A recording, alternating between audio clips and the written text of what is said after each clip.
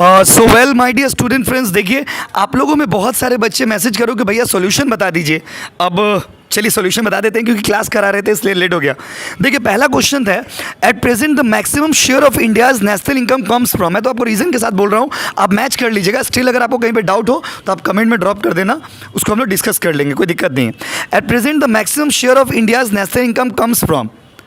सबसे ज़्यादा national income कहाँ से आता है? Tertiary sector. चिल्ला चिल्ला के महाभारत वाले वीडियो में पढ़ाए थे, बोलो हाँ कि नहीं। विच of the following committee recommended the change in the poverty line measures? रंग राजन कमेटी। ये क्वेश्चन रंग राजन कमेटी होगा, आप बताना कि आपका सही हुआ कि गलत है।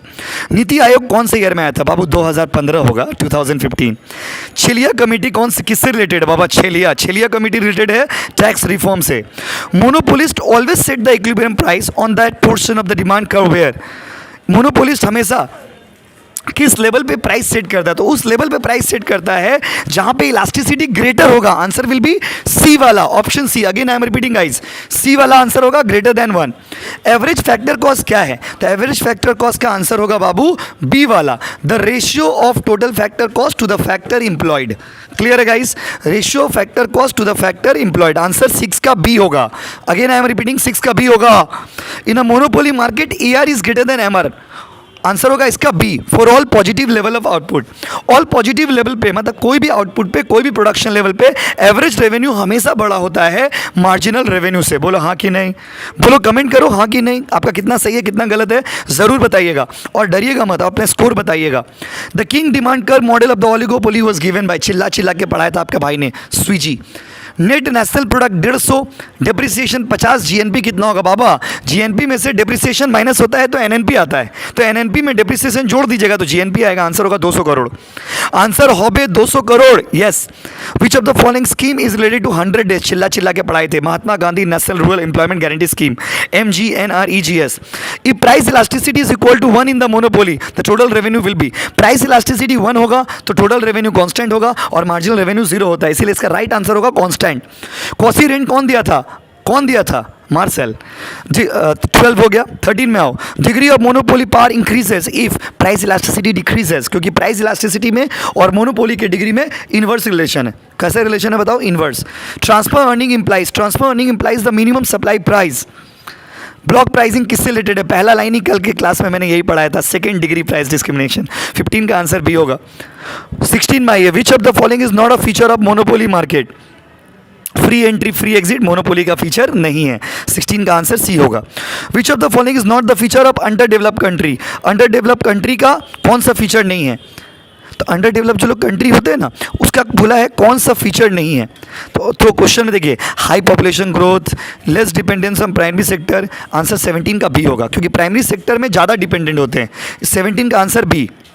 National income is correctly estimated by NNP at factor cost. NNPFC answer होगा, ठीक है बाबू। NNPFC is the answer of this question. Which sector India is regarded as the engine of the growth? India का growth का sector जो engine है ना, वो सर्विस सेक्टर ही है। सर्विस सेक्टर है तो हम लोग ग्रो कर रहे हैं, तो है तो मुझे और क्या चाहिए, बस वही कॉन्सेप्ट है। Which of the following type of unemployment related to surplus labour? Disguise unemployment. Disguise unemployment तभी होता है जब लेबर ज़्यादा हो। If the equation of demand curve in the monopoly market is given by P = 12 - 3Q, what will be the slope of marginal revenue?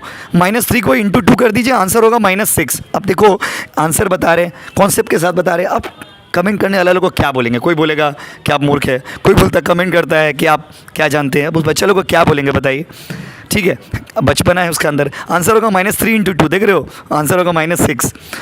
GNP और GDP में क्या difference है गाइस? GNP मतलब ग्रॉस नेशनल प्रोडक्ट, GDP मतलब gross domestic product. तो answer होगा GNP - NFIA वाला, option है। GNP मतलब gross national product minus net factor income from abroad. Which one of the following is not the institutional source of rural credit in India? India में कौन सा institute नहीं है लेकिन लोन देता है? आंसर होगा लैंड लॉर्ड। ये इंस्टीट्यूट थोड़ी है ना, है पगला। The name of the committee which was related to the insurance, बच्चा वाला क्वेश्चन है। इंश्योरेंस रिलेटेड नरसिम्हा कमेटी नहीं है बाबा, मल्होत्रा कमेटी होगा आंसर। आंसर होगा मल्होत्रा कमेटी। स्वीजी मॉडल में किंग डिमांड कर्व कैसा होता है? Discontinuous MR। Answer will be discontinuous MR। AR20 MR10 then answer कितना होगा? 2। AR20 MR10 देन आंसर कितना होगा? 2। इसका फॉर्मूला है प्रॉपर। फॉर्मूला कैसा है बोलिए? MR = AR1 - 1/E। सॉल्व करिएगा ना उस फॉर्मूला से तो आंसर आपका 2 आएगा। सॉल्व करके देख लीजिएगा। NRLM का फुल फॉर्म क्या है? National rural livelihood mission. Yes, national rural livelihood mission. Which of the following is not a condition for adverse BOP? Adverse BOP का कौन सा रीजन नहीं है? आंसर होगा capital account surplus. Capital account surplus reason नहीं है. Clear? Which one of the following is not the cause of poverty in India? गरीबी का कारण कौन सा नहीं है? Which of the following is not the cause of poverty in India? Inequality, increase in price level. Answer होगा C, low rate of growth of population. Population ज़्यादा है इसलिए गरीबी ज़्यादा है. Which of the following is not included in balance of current account? Current account में कौन सा नहीं आएगा? Question number 10. आंसर होगा कैपिटल रिसिप्ट. 11 वाला तो कल ही कराए थे, इसका ऊपर मैंने प्रॉपर वीडियो दिया जिसमें 5000 व्यूज़ है कल वाला. इसका आंसर क्या होगा देखिए, सिंपल 7500 को 500 से डिवाइड करिएगा, 15 आएगा. 15 होगा और 5000 होगा. इसका आंसर 15 होगा और 5000 होगा. Clear guys? 15 होगा और कितना होगा बताइए? 5000. क्लियर है? चलो 15 और 5000 किए हो ना आप लोग? कमेंट करके ज़रूर बताइएगा. 12 नंबर में चलिए. प्राइस डिस्क्रिमिनेशन प्रॉफिटेबल कब होगा? जब दो मार्केट का price elasticity of different submarkets are different. Answer will be 12 का ए. 12 का ए होगा. ग्रीन रिवॉल्यूशन में सबसे ज़्यादा इंपैक्ट किस पे हुआ था? चिल्ला चिल्ला के पढ़ाया था भाई, वीट वीट वीट. इसीलिए ग्रीन रिवॉल्यूशन को वीट रिवॉल्यूशन भी कहते हैं. Which of the economist say that one of the sign of development is the declining contribution of primary sector? वो कौन से इकोनॉमिस्ट थे जिसने कहा था कि कंट्री में प्राइमरी सेक्टर कम होगा तो आप तरक्की करोगे? Clark and Fisher. कल भी पढ़ाया था ये बात. P40 MC20. आंसर कितना होगा? इसका आंसर आएगा 0.5. आप सॉल्व कर लीजिएगा.